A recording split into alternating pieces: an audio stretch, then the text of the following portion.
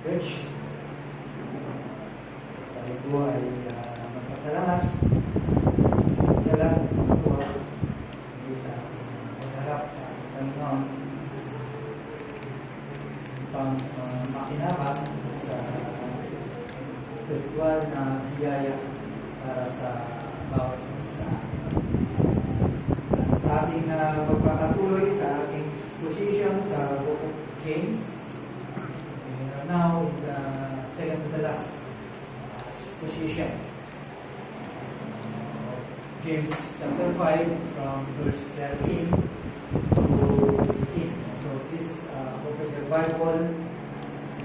Ito ay nabasa na po natin sa scripture reading natin kanina. I want to say na ating tingnan at namnamin ang mga ibig sabihin po ng talata po ito. Sapagkat dito po ay pinatutungkulan about the doctrine of prayer and healing. Tungkol po sa panalangin at kagalingan. Dahil marami ng different opinions regarding this doctrine of prayer and healing. Hindi lamang po opinion, there are also disputes. Okay? Lalo na po sa doctrine of healing, pagpapagaling. Sa prayer, wala. Okay? Pero sa pagpapagaling, ay mga dispute siya. So again, this, usapan po natin ang ating video at tingnan po natin ang ating text. Before that, please pray sa Diyos at pray na nanalangin at humihingi ng tulong ng Espiritu na paspasan niyo po ang mga pangunawa, lalo na po sa mga makikinig. Maraming salamat po Diyos sa hapon po ito. Palahin po niyo ang salita. Pang-life sa Jesus. So, itong verse na binasa po natin ay patungkol po ito sa doctrines of prayer and healing. Kaya sabi ko nga kanina ay maraming nagtatalo-talo po dito.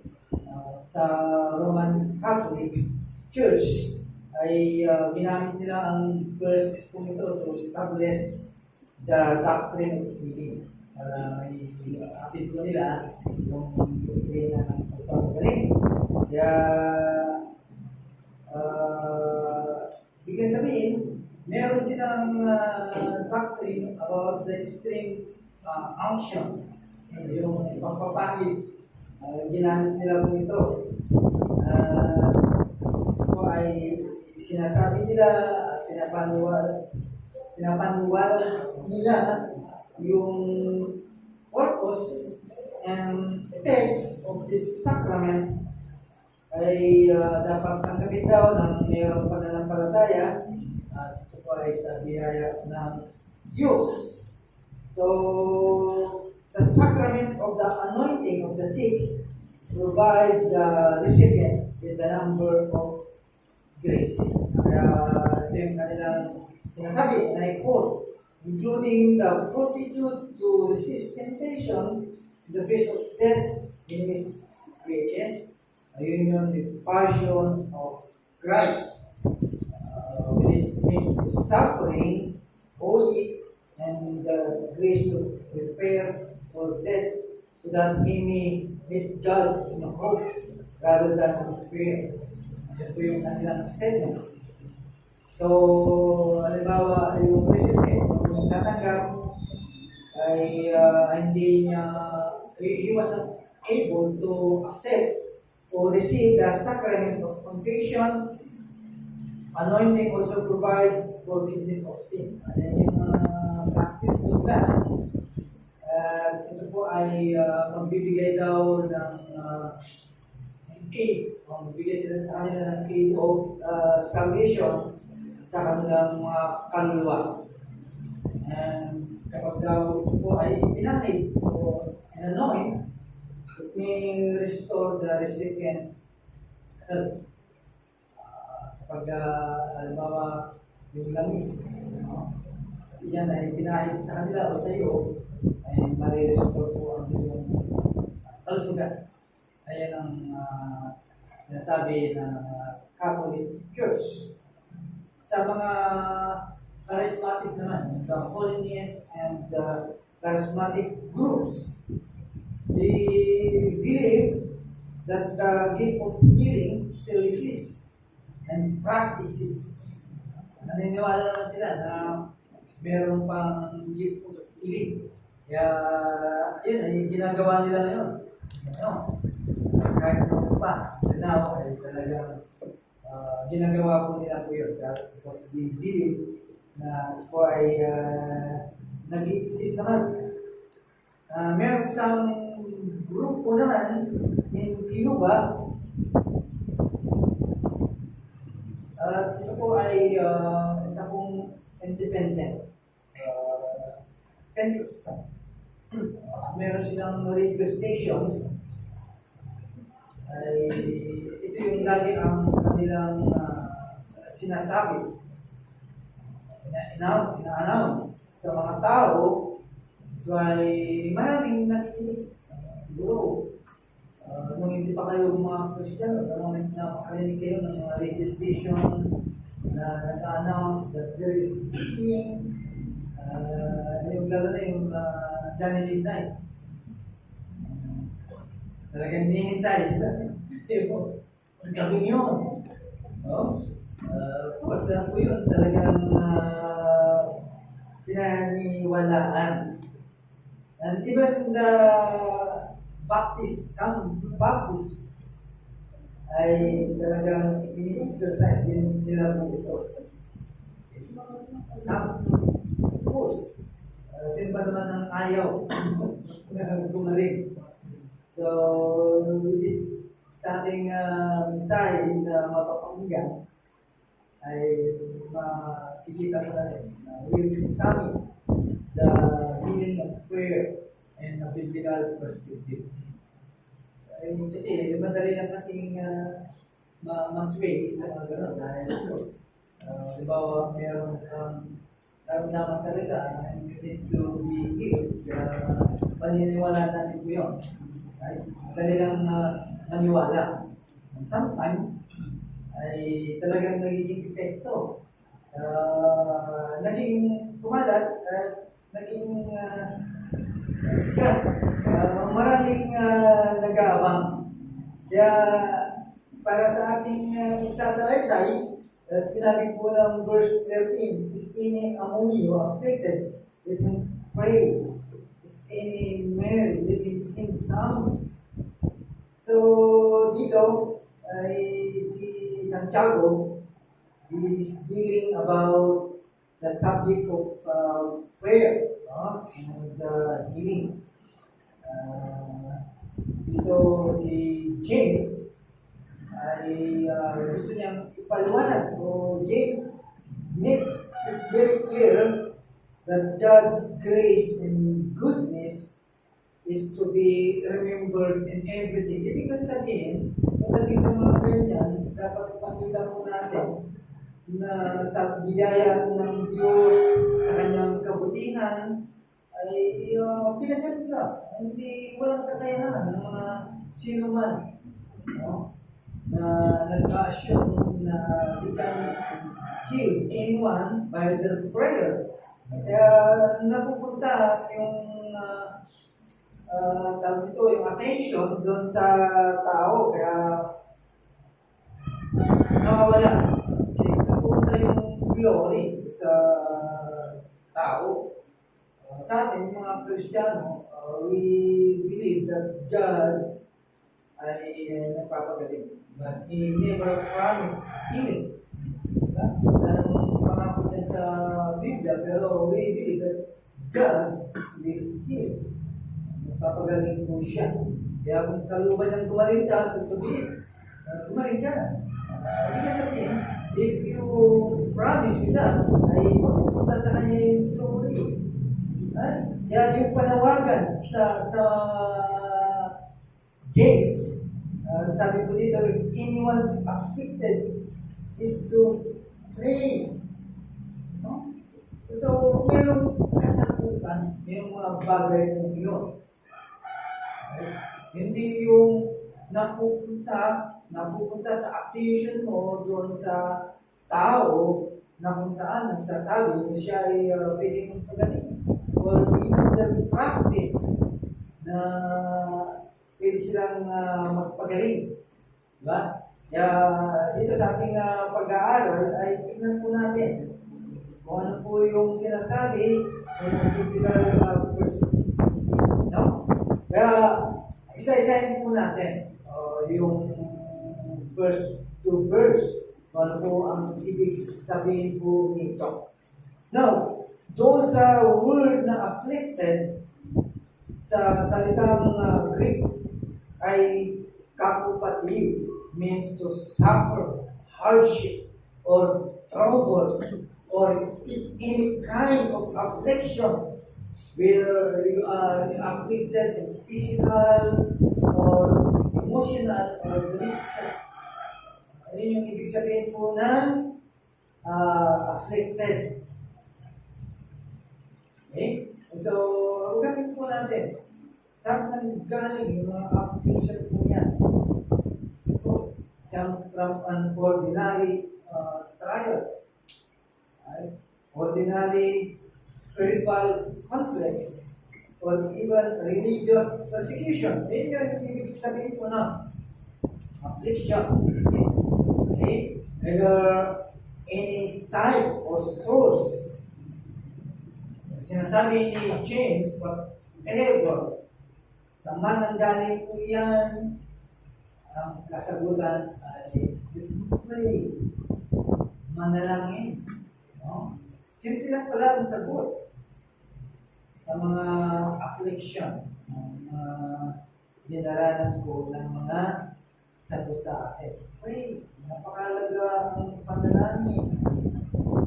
Nakakaigsan na bigat, nakakaalis ng kabigatan, right? Nakakagaan ng mga bagay na nagpapabigat po sa atin. Dahil ang prayer means to keep on praying. Ibig sabihin, the moment na meron po tayong dala-dala, walang iba kundi manalangin. Don't go anywhere. Anything. Kristiyano po, ibig sabihin, nabubuhay ka sa panalangin, so panalangin din, nadalo nila ng bagay. Okay? Kaya nga, sabi po ng Isaiah chapter 40, verse 31, "But they that wait upon the Lord shall renew their strength. They shall mount up with wings as eagles. They shall run and not be weary. They shall walk and not faint." Okay? So, ibig lang sabihin, while you are praying, ay considered ka na Kristiyano na parang eagle. Madala kung ikaw ay masipag manalangin, that's the fruit. Kapag ang isang Kristiyano mapanalangin, ay talagang ganun ang nangyayari. Na parang ang agila na kahit saan baba, taas ang lipat mo, nagbibigay po sa atin ng lakas ang panalangin. Ang problema ay hindi tayo makapanalangin. Yan yung problema. Ang Kristiyano na kapag hindi na nanalangin, there's something wrong. Dahil ang panalangin ay karugtong ng buhay ng isang Kristiyano. Because ang panalangin, yan lamang po yung daan para makatawid ka sa mga bagay. Of course, alam mo natin kung saan tayo mananalangin. No? So, tandaan po natin, mga kapatid, prayer as always. Ang panalangin daw ay laging merong resulta. Di ba? Kahit si Paul, nung nanalangin, do you think mayroong kasagutan ang kanyang panalangin nang siya ay nagkakaroon ng kabigatan regarding sa kanyang condition, physical health. Sinagot ko siya sa panalangin niya. I think that's the best answer sa kanyang prayer. Yung, my grace is sufficient for you. Right? Kung i-elaborate mo yun, napakalawak po yun. Kaya sa panalangin na directly ay gumaling. Kaya perfect yung answer ng kanyang panalangin. Ang lawak. Diba? Hindi lang siya pinagaling, kundi sufficient sa kanyang kasi sometimes tayo specific yung answer na gusto natin. Pero hindi natin alam na hindi ito natatapos. But ang gusto ng Lord, more than that. Kaya yung panalangin ni Paul, bagaman sa iba ay walang resulta po yun dahil hindi po yung gumaling. Pero napakagaling ang sagot ng Panginoon. Right? So that's prayer, my friend, my brother and sister. Okay? Pag meron kang kinakahanap, go, pray. Huwag ka nang magpatupig-tupig ka. Kumbaga sa ano ay urgent ang panawagan. Ibig lang sabihin, pinapakita po na that we are depend on God. Na isang Kristiyano, kapag maagal po siya sa kanyang panalangin, pinapakita lamang po na nagdidepende po sa Diyos. Wala siyang patungkit-tungkit pa. Go ahead and pray. Dahil meron po gusto ang panalangin. Okay? Meron gusto. Now, in verse 14, ito na, is any sick among you that involve for the elders of the church and let them pray over him, anointing him with oil in the name of the Lord. Okay? In verse 13, James used the word afflicted, which speak of suffering in a broad and general sense.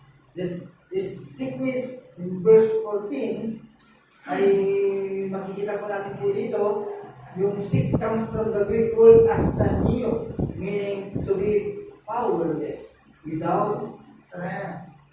Ito pala yung sakit na binabanggit ko dito. Ay, akala natin sakit about physical health.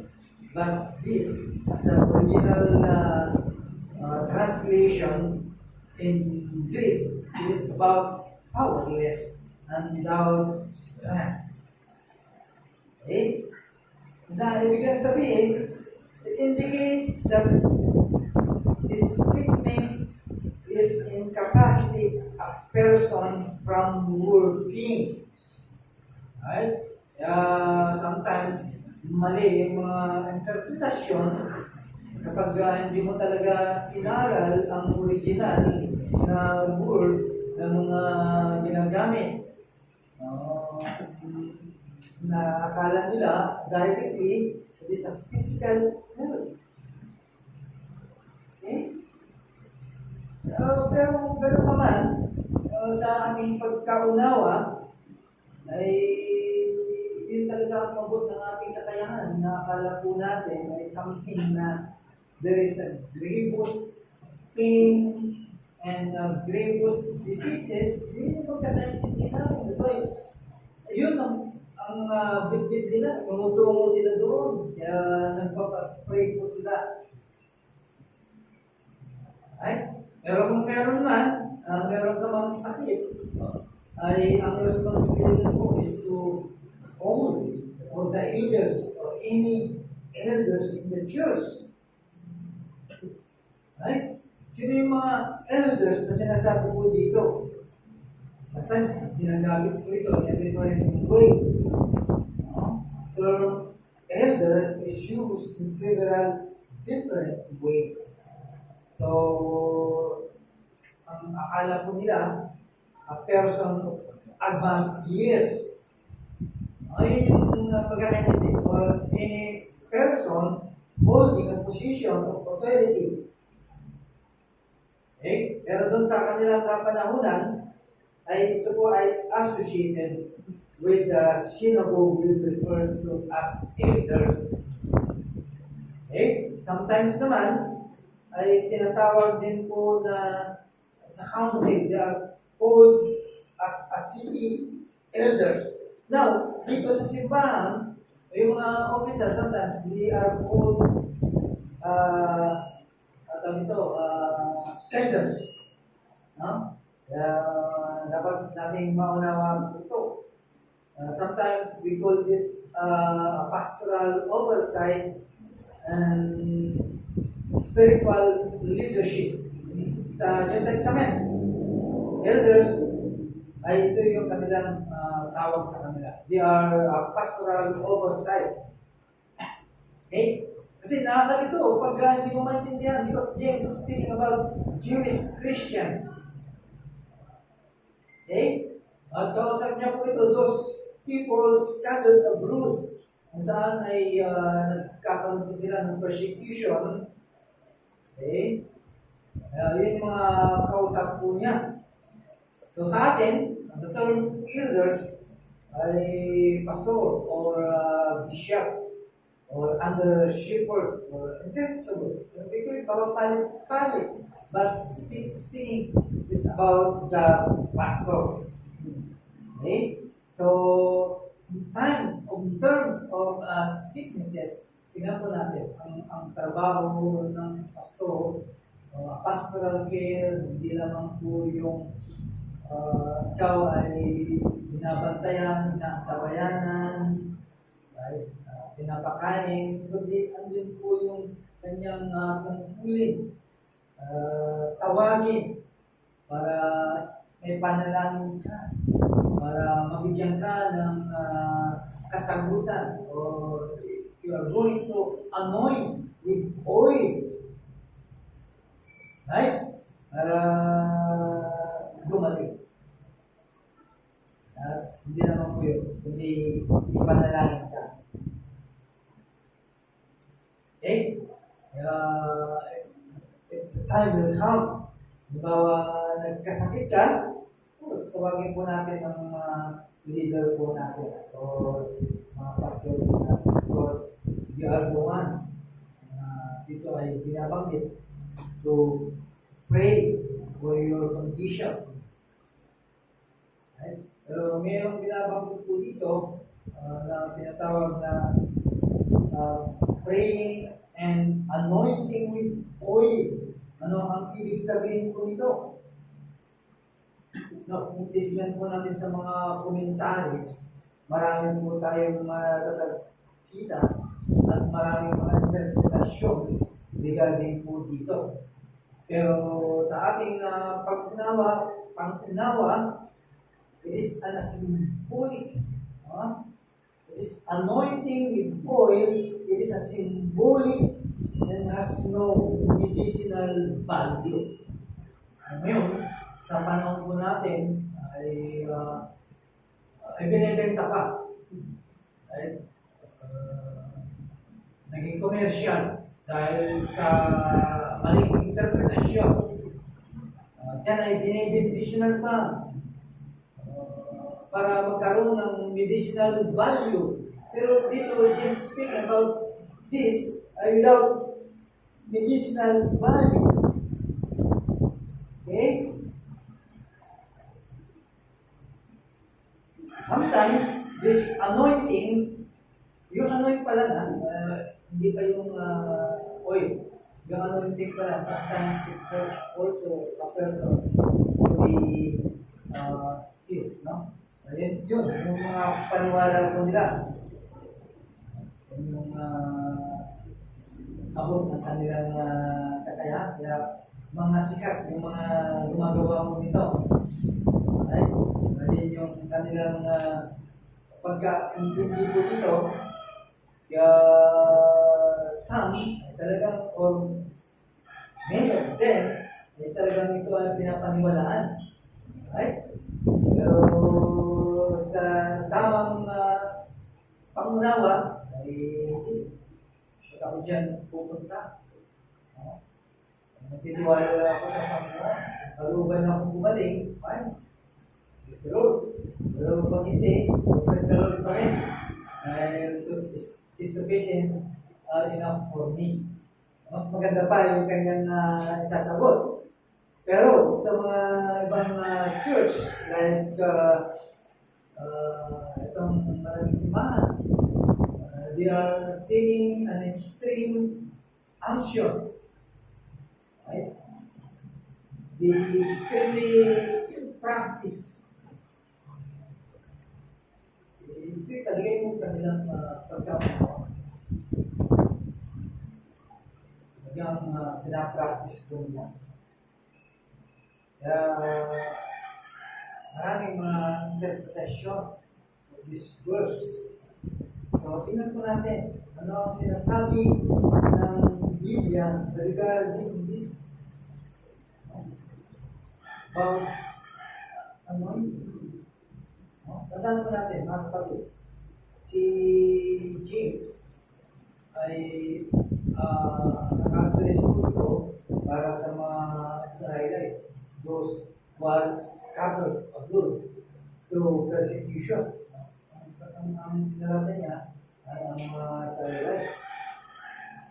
So, ibig sabihin, yung anointing with oil was a Jewish custom. Customary po ito ng mga Jews, kaya ginagawa po nila. So, therefore, James did not need to explain it to them. Dahil alam na nila ito. Okay? Kaya, tandaan po natin, mga kapatid, sa word, yung anointing ay hindi naman mention sa ibang testament. Okay? Lalo na sa mga Gentiles people. Sa mga Jew lang ito binanggit. Pero sa hindi ay wala. Okay? Kung ating makikita, anointing is mentioned in two ways in the New Testament. Kaya tingnan po natin. The Greek word of anointing is kreo. Okay? Kreo is the word, the religious word used for anointing one to a position or office. Yun po yung ibig sabihin po nun. Pero meron doon sa Luke chapter 4 verse 18, sabi po dito, the Spirit of the Lord is upon me because He hath anointed me to preach the gospel to the poor. And another verse in 2 Corinthians chapter 1 verse 21, now He which established us with you in Christ and hath anointed us in God. Iba naman ang ibig sabihin po nito. The Greek word is alepo, means to rub or spread on. So dito, James used alepo, to rub or spread on. So it means anointing with oil as already stated was a Jewish custom and practice for first aid. So walang connection po doon. Pero bakit binanggit po ito? Ano ang aplikasyon po nito? Dahil sabi po ng Mark chapter 6 verse 13, okay? And they, sabi po ng Luke 6:13, the Lord's disciple, yung mga disciple po ng Panginoon po ito, cast out many devils and anointed with oil many that were sick and healed.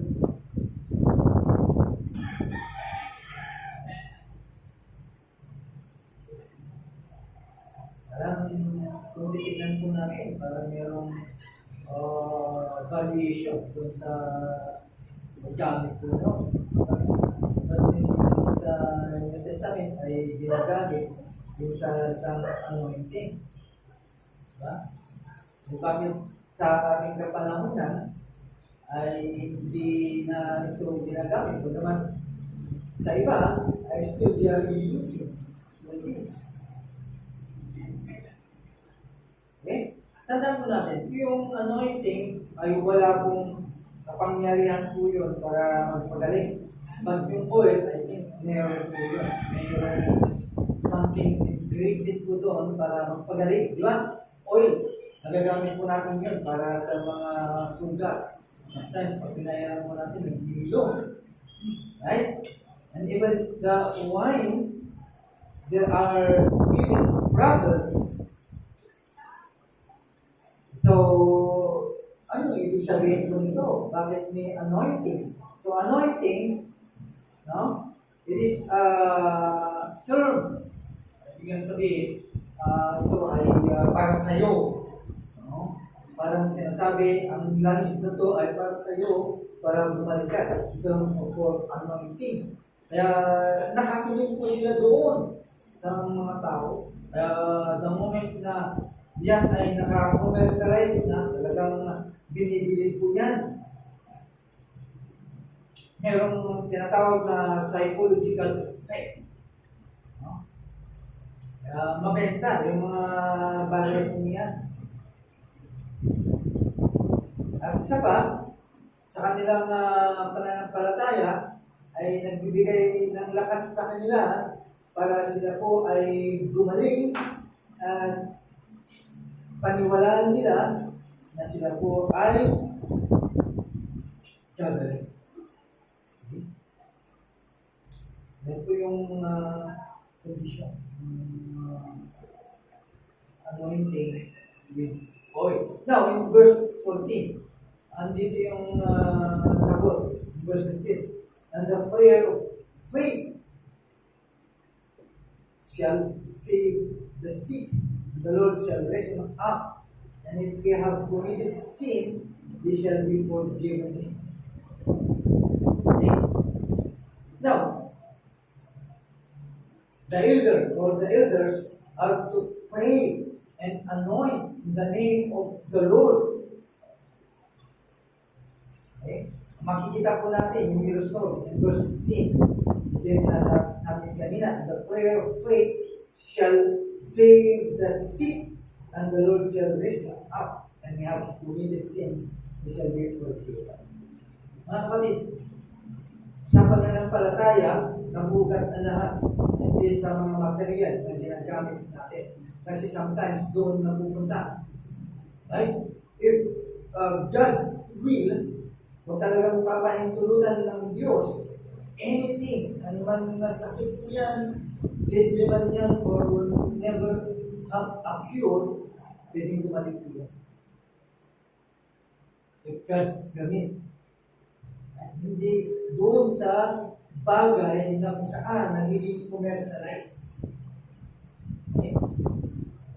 Kasi napupunta po doon sa bagay na iyon. Kaya dito ay pinapakita lang na sa pamamagitan ng panalangin na merong pananampalataya will save the sick shall rest up. So, ang pinaka ano po dito, yung pananampalataya. Okay? Kaya nga sabi ko, walang ipinangako ng Diyos na kagalingan.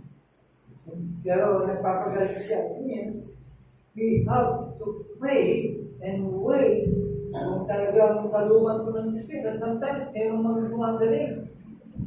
No? Kahit sabihin natin talagang deadly na yung kanyang sakit, pero gumagaling. Okay? And sometimes naman, extreme. No? Hindi, ayaw nang tawagin ang pansin ng medical attention. Kaya nakakarinig tayo, hindi, gagawin ko sa pananampalataya. Okay? Pag sinabi mo, hindi, dahil natin sa doktor, hindi, yung nalangin na naman.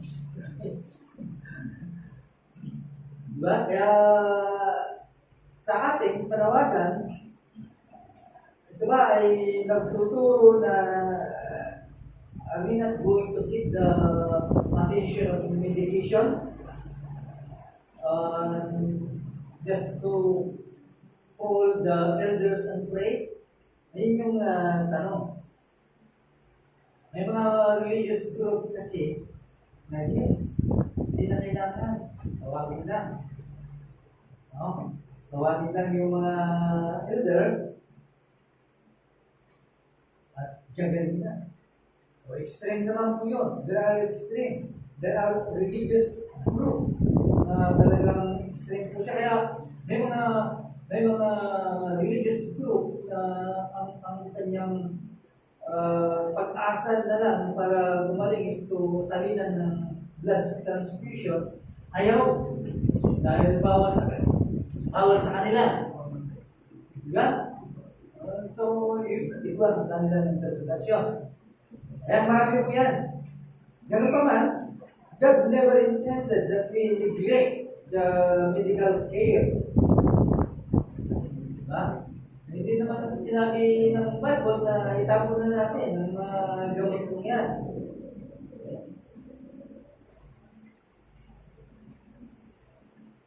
Hindi sinabi ng Diyos na i-neglect po natin yung mga medicinal na which is available today. The Lord intended for believers to depend only on the physician. Okay? Hindi ko na kailangan ng prayer. Tama na yung physicians. Diba? So, paano natin babalansahin ito? Okay, paano natin babalansahin? Of course, we have to take both. No? Kailangan tignan mo natin. Kaya, kung talagang aaralin mo ang Biblia at nagkamali ka po dyan, talagang sisweet po tayo. Mapapahamak pa pati. Mapapahamak ng isang tao. Diba? Kaya ang tanong ngayon, may maraming tanong, still there is a divine healing? Yan yung tanong. Okay? Kung yan ay pinaniwalaan mo natin, there is a God give. There is a divine healing. Wala nang makagawa nun, kundi ang Diyos. Right? Tandaan natin, yung doktor, yung physician, can treat our ailments. Okay? The surgeon can perform surgical procedure. Okay? The pharmacist studies many years in order to be able to formulate medication. But none this meant only God gives. Bakit? Yan ang tanong. Of course, gumagamit lang ang Diyos ng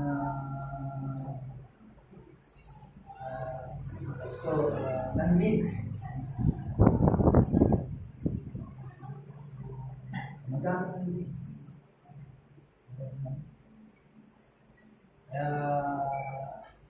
What must be depend extremely about the will that God gives.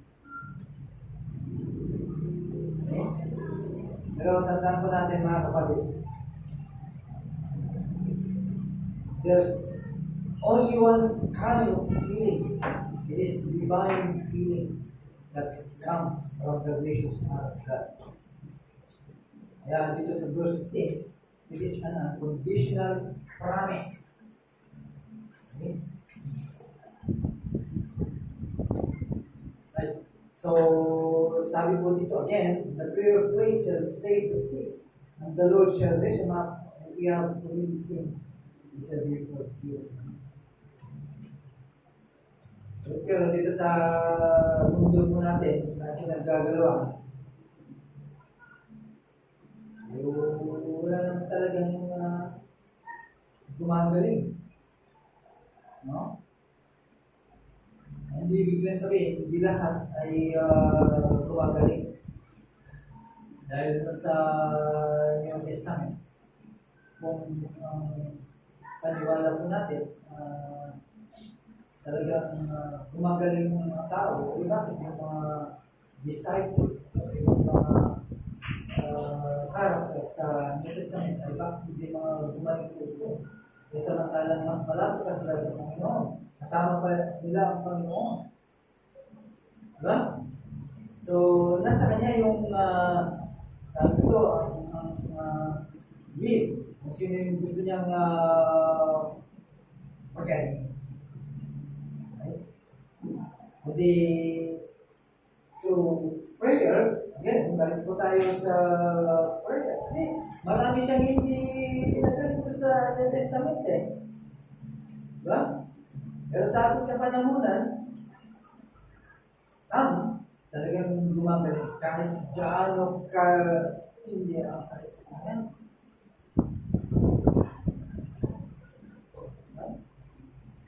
Maraming mga bagay na hindi maintindihan ng mga Christian.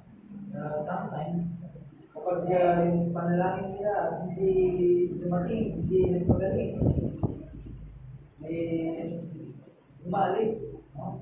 One of my friend, nung nasa Saudi pa, kasama ko sa simbahan, one of the elder, kanyang anak is dying dahil sa sakit. Of course, elder po siya, tinawag ko siya, kanya lang yung bata, pumatay. Ano nangyari, bumitaw yung elder po niya. Sinisip ko.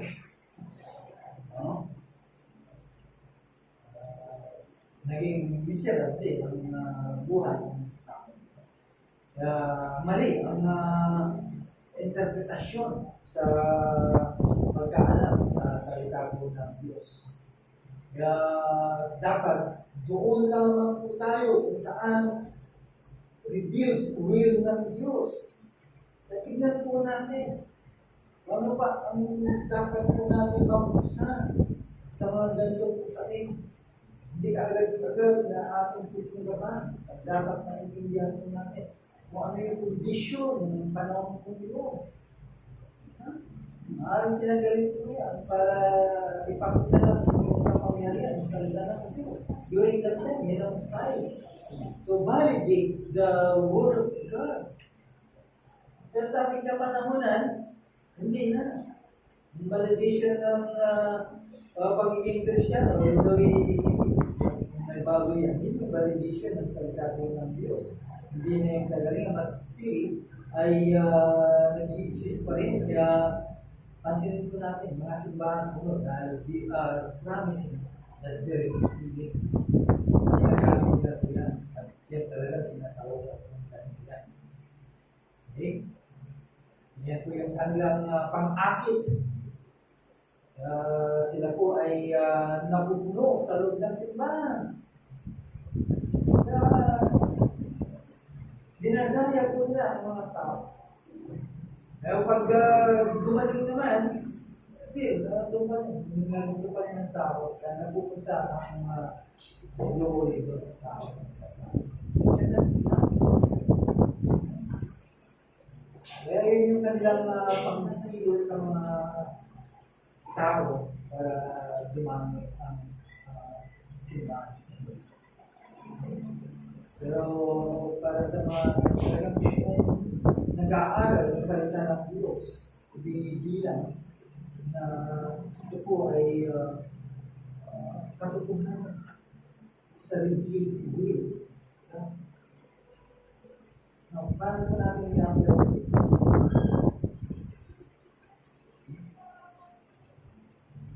Paano po natin i-apply sa buhay ng isang Kristiyano? In prayer, we should not hesitate to take anything to God in prayer, receive or anything. We should take in prayer. Why? Because meron ka ng passage. You can come boldly to the throne of God, to the throne of grace. para ma-obtain po natin yung habag at mahanap po natin yung biyaya ng Diyos sa panahon ng meron po tayo sa nangangailangan. Tandaan po natin, if God's will, God will grant your will. Yun ang healing. No? Kung yan ay kalooban ng Diyos, talagang gagaling po tayo. Kaya sabi po dito, prayer with faith. Kaya when we pray with faith, in accordance with God's will, tandaan po natin, your petition, your prayer, okay, will be answered with affirmative. Si Paul, bagaman ang kanyang target na sagot ay may son. Pero ibang sagot ng Panginoon, ibang sagot, ibang panalangin po natin, pero mas maganda ang sagot ng Diyos.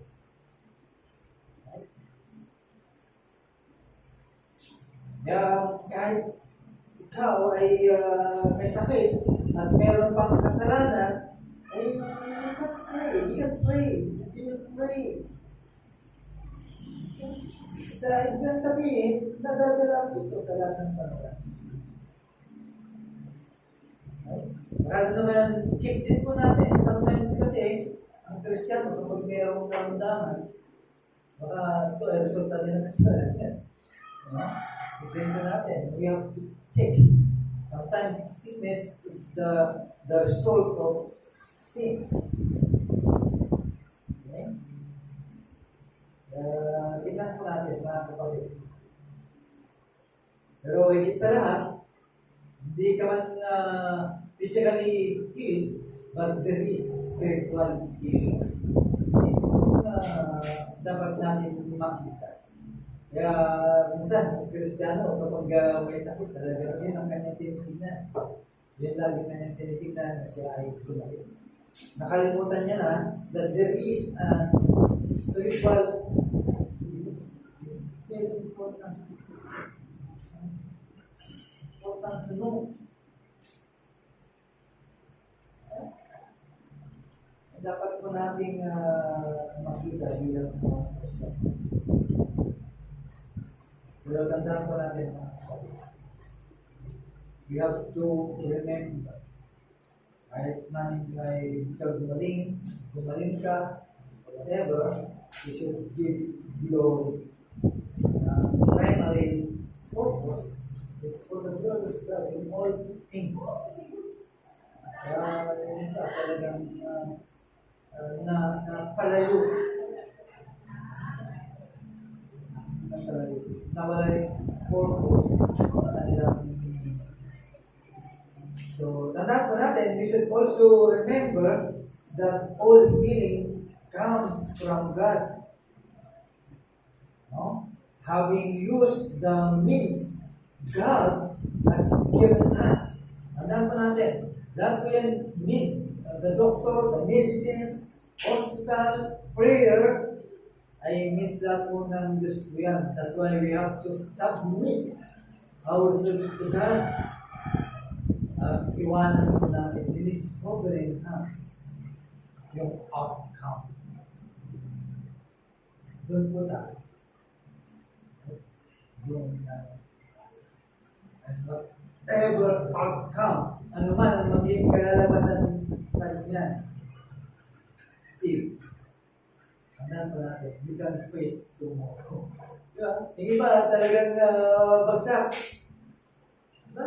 Ay, hindi ka pa nagaling. Whatever, hindi ka pa nagaling, but still, you can face tomorrow because He holds you.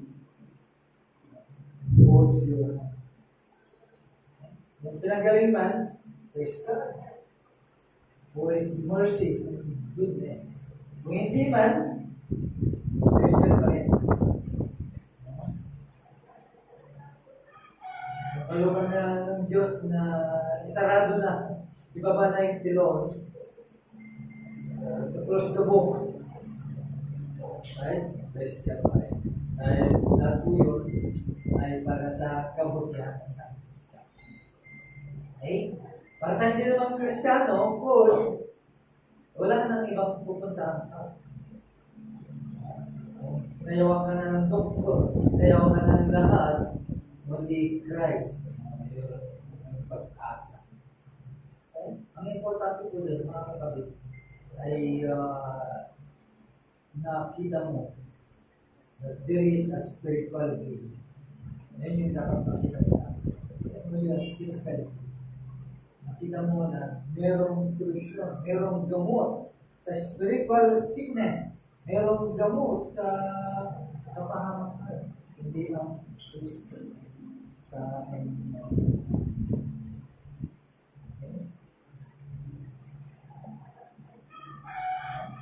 It's God's will that our lives be a closed book. Then we have faith to believe that He will heal the others. Yan ang dapat natin makita. Kaya pinagsama po yung pangarami para hindi malito.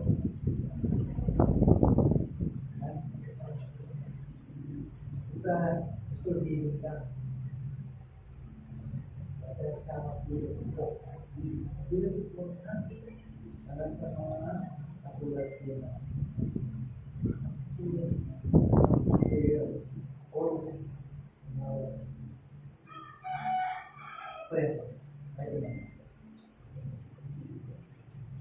Maraming salamat po Diyos hindi sa aming katunayan na mensahe ko sa naniwala po kami na bagamat hindi ka nangako na ikaw ay magpapagaling, pero alam po namin ni Diyos na nagpapagaling. Kaya nangako na may kagalingan, pero again, Lord, we still believe na even physical or spiritual na lalo na po ang kaluluwa namin. Bilang mga tao, merong kagalingan sa mga malakang ni Kristo, alam po namin po Diyos, still, there is healing for the soul. Yan po yung kaganapan na nangyari ginawa ng Kristo sa krus ng kagalingan. Kaluluwa nila. Diyos, maraming salamat sa mga bagay na ito na palahin po ninyo